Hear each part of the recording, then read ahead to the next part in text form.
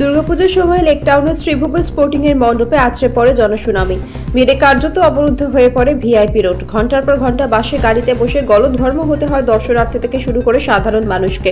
শনিবার শ্রীভূপের স্পোর্টিং এর উৎসারিত সূচনার মঞ্চে দাঁড়িয়ে পুজো শীর্ষ উদ্যোক্তারা রাজ্যের দমকল মন্ত্রী সুজিত বসুর উদ্দেশ্যে মুখ্যমন্ত্রী বলেন, ভিড়ের কারণে যেন রাস্তা অবরুদ্ধ না হয় তা দেখে নিও, মানুষকে যেন সমস্যায় পড়তে না হয়। দলনেত্রী তথা রাজ্যের শীর্ষ প্রশাসনিক নেত্রীর ওই নির্দেশ শুনে সম্মতিসূচক মাথা নাড়েন দাপুটে পুজো উদ্যোক্তা তথা দমকল মন্ত্রী। এদিন বৃষ্টি মাথায় নিয়ে শারদ উৎসবের সূচনা করেন মমতা বন্দ্যোপাধ্যায়। প্রথমে হাজির হন হাতিবাগান সর্বজনীনের পুজো মণ্ডপে। এই পুজো কলকাতার ডেপুটি মেয়র অতীন ঘোষের পুজো হিসাবেই পরিচিত। সেখান থেকে চলে যান উত্তর কলকাতার আরেক বিখ্যাত পুজো টালা প্রত্যয়ের মণ্ডপে। সেখানে মুখ্যমন্ত্রী বলেন, মহালয়ার আগে মাতৃমূর্তির উদ্বোধন করি না, শুধুমাত্র প্যান্ডেল উদ্বোধন করতে এসেছি। আগামীকাল মহালয়ার তর্পণের মধ্য দিয়ে সব রকম বর্ষণ গর্জন তর্জনের বিরুদ্ধে মা লোকের বার্তা নিয়ে আসবেন।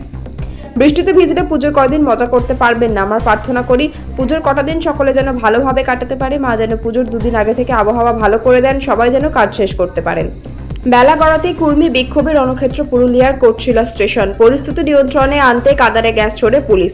কুর্মীদের সঙ্গে সংঘাতে বেশ কয়েকজন পুলিশ আধিকারিক জখম হয়েছেন বলে জানা যাচ্ছে। জানা যায়, একটি ভাইরাল ভিডিওকে ঘিরে শনিবার দুপুরে পরিস্থিতি একেবারে উত্তপ্ত হয়ে ওঠে। ভাইরাল ভিডিওতে একজনকে বলতে শোনা যায়, মার গুলি কাকে আইন শেখাচ্ছে। আর এই ভিডিও ভাইরাল হতে পুলিশকে লক্ষ্য করে ইট বৃষ্টি শুরু হয়। পাল্টা করা হাতে পরিস্থিতি নিয়ন্ত্রণ করে পুলিশ। তফসিলি জনজাতির তকমা চেয়ে এদিন অনির্দিষ্টকালে রেল এবং সড়ক অবরোধের ডাক দেয় কুর্মীরা। যদিও আগেই কলকাতা হাইকোর্টের রায় কর্মসূচিকে অসাংবিধানিক ও বেআইনি বলে আখ্যা দেওয়া হয়েছে, কিন্তু এরপরেও অবরোধ কর্মসূচি পালনের সব রকম চেষ্টা চালান কুর্মীরা। ঝাড়খণ্ডের সকালে রেল অবরোধ করেন কুর্মীরা। যদিও পুরুলিয়ার বিভিন্ন স্টেশনে পুলিশের কড়া নজরদারি ছিল। রেল লাইনের ট্র্যাকে অবরোধ করতে পারে কুর্মীরা। সেই মতো পুরুলিয়ার কোটশিলার পাশে জিউদারু গ্রামে এরিয়া ডোমিশন চালায় পুলিশ। যদিও কর্মীদের অভিযোগ, রেল ও সড়ক অবরোধ না করে হাইকোর্টের নির্দেশ শান্তিপূর্ণ আন্দোলন করেছেন, তারপরেও পুলিশ কেন বাধা দেবে, এই অভিযোগ তুলে তুমুল বিক্ষোভ দেখান তারা। তবে পুরুলিয়া জেলা পুলিশ এই অভিযোগ অস্বীকার করেছে। এর মধ্যেই সোশ্যাল মিডিয়ায় ওই ভিডিও ভাইরাল হয়ে পড়ে, যা নিয়ে উত্তেজনা ছড়িয়ে পড়ে। এমনকি আদালতের নির্দেশ অমান্য করে রেল লাইনেও তারা নেমে পড়ে বলে অভিযোগ, যা নিয়ে পুলিশের সঙ্গে ধস্তাধস্তি বেঁধে যায়। কোটশিলা স্টেশন পুলিশকে লক্ষ্য করে ইটবৃষ্টি শুরু হয়। পাল্টা কাদানে গ্যাস ব্যবহার করে পুলিশও।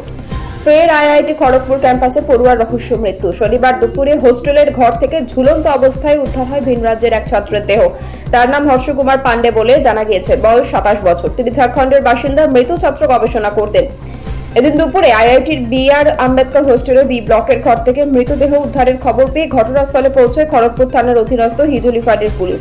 দেহটি উদ্ধার করে ময়না তদন্তের জন্য পাঠানো হয়েছে। শুরু হয়েছে তদন্ত। শনিবার আইআইটি খড়গপুরে ছুটি থাকে, ফলে হোস্টেলের আবাসিকরা সাধারণত ঘরেই থাকেন। এদিন দুপুর 1টার সময় বি ব্লকের আবাসিকদের নজরে পড়ে 557 নম্বর ঘরটির দরজা বন্ধ। এই ঘরে একাই থাকতেন গবেষক পড়ুয়া হর্ষ কুমার পান্ডে। তখন অন্যান্য আবাসিকরা দরজা ধাক্কা দিয়ে ডাকাডাকি করেন। সাড়া না পেয়ে হোস্টেলের নিরাপত্তা রক্ষীকে ডাকা হয়।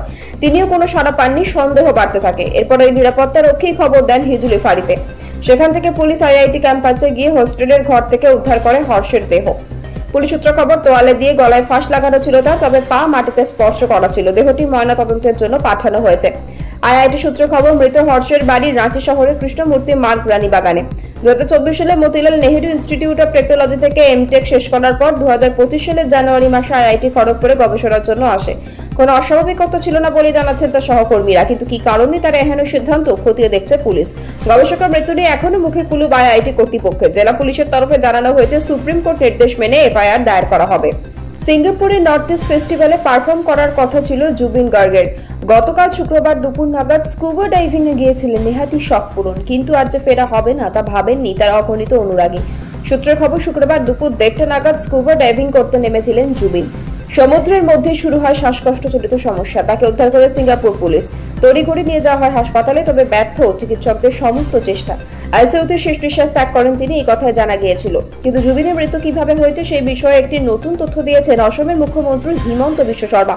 তিনি জানিয়েছেন, জুবিনের মৃত্যু স্কুবা ডাইভিং এর জন্য হয়নি, সমুদ্রে সাঁতার কাটতে গিয়ে হয়েছে। লাইফ জ্যাকেট না পরেই জলে নেমেছিলেন তিনি। একটি ভিডিওতে তেমনটাই দেখা গিয়েছে দাবি হিমন্তের। অসমের মুখ্যমন্ত্রী বলছেন, একটি 1 মিনিটের বেশি ভিডিওতে দেখা যাচ্ছে জুবিন প্রথমে বিলাসবহুল তরি থেকে লাইফ জ্যাকেট পরে সমুদ্রে ঝাঁপ দিলেন। সাঁতার কেটে ফিরে গেলেন সেই তরিতে। তারপরেই ফের লাইফ জ্যাকেট ছাড়াই সমুদ্রে ঝাঁপ দিলেন দ্বিতীয়বারের জন্য। হিমন্ত জানিয়েছেন, জুবিন বলেছিল লাইফ জ্যাকেট পরে সাঁতার কাটতে অসুবিধা হচ্ছে, তাই খুলে রেখেছিলেন। দ্বিতীয়বার সমুদ্রে ঝাঁপ দিয়ে আর ফেরেননি জুবিন। সমুদ্রেই অবচেতন অবস্থায় ভাসতে দেখা যায় তাকে। তারপরেই পুলিশ ও স্থানীয়রা জুবিনকে উদ্ধার করে হাসপাতালে নিয়ে গেলে শেষ রক্ষা হয়নি। অসমের মুখ্যমন্ত্রীর দাবি, জুবিনের সঙ্গে যারা ছিলেন তাদের জিজ্ঞাসাবাদ করা উচিত সিঙ্গাপুরের প্রশাসনের। তিনি আরও জানিয়েছেন, জুবিনের শেষকৃত্য অসমেই সম্পন্ন হবে। সিঙ্গাপুরের হাসপাতালে ময়নাতদন্তের পর অসমে ফিরিয়ে নিয়ে যাওয়া হবে তার মৃতদেহ। এদিকে জুবিনের মৃত্যু নিয়ে সন্দেহ প্রকাশ করেছে তার অনুরাগীরা। সেই কারণেই গুয়াহাটিতে দায়ের হয়েছে একটি এফআইআর, যাতে নাম রয়েছে জুবিনের ম্যানেজার ও সিঙ্গাপুর অনুষ্ঠানের আয়োজকের।